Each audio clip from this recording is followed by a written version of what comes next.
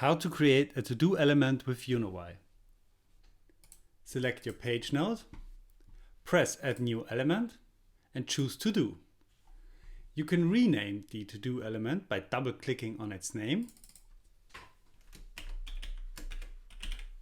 And in the HTML field, you can leave some text for your colleagues.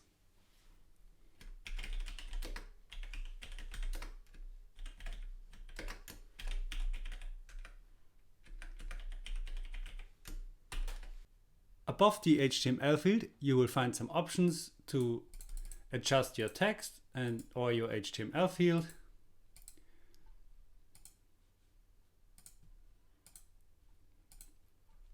The to-do element will not be seen by your users.